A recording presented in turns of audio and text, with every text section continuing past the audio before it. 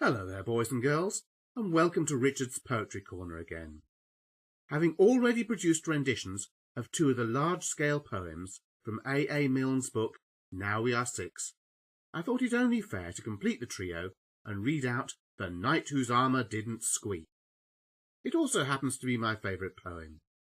So here goes. Of all the knights in Appledore, the wisest was Sir Thomas Thom. He multiplied as far as 4, and knew what 9 was taken from to make 11. He could write a letter to another knight. No other knight in all the land could do the things which he could do. Not only did he understand the way to polish swords, but knew what remedy a knight should seek whose armour had begun to squeak. And if he didn't fight too much, it wasn't that he didn't care for blips and buffetings and such, but felt that it was hardly fair to risk by frequent injuries a brain as delicate as his. His castle, Castle Tom, was set conveniently on a hill, and daily, when it wasn't wet, he paced the battlements until some smaller knight who couldn't swim should reach the moat and challenge him. Or sometimes, feeling full of fight, he hurried out to scour the plain, and, seeing some approaching knight, he either hurried home again or hid, and when the foe was past, blew a triumphant trumpet blast. One day when good Sir Thomas Thom was resting in a handy ditch, the noises he was hiding from, though very much the noises which he'd always hidden from before, seemed somehow less, or was it more?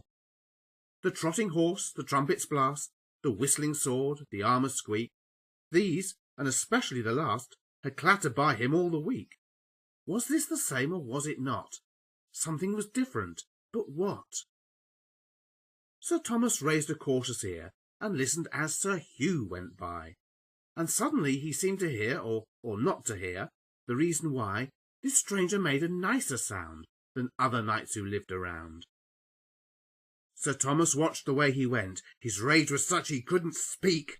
For years they called him down in Kent the knight whose armour didn't squeak. Yet here and now he looked upon another knight whose squeak had gone. He rushed to where his horse was tied. He spurred it to a rapid trot. The only fear he felt inside about his enemy was not how sharp his sword, how stout his heart, but has he got too long a start? Sir Hugh was singing, hand on hip, when something sudden came along and caused him a terrific blip right in the middle of his song. A thunderstorm, he thought, of course, and toppled gently off his horse. Then said the good Sir Thomas Thom, dismounting with a friendly air, "Allow me to extract you from the heavy armour that you wear. At times like these the bravest knight may find his armour much too tight." 100 yards or so beyond the scene of brave Sir Hugh's defeat, Sir Thomas found a useful pond, and, careful not to wet his feet, he brought the armour to the brink, and flung it in, and watched it sink. So, ever after, more and more, the men of Kent would proudly speak of Thomas Thom of Appledore, the knight whose armour didn't squeak, whilst Hugh, the knight who gave him best, squeaks just as badly as the rest. Good night, boys and girls.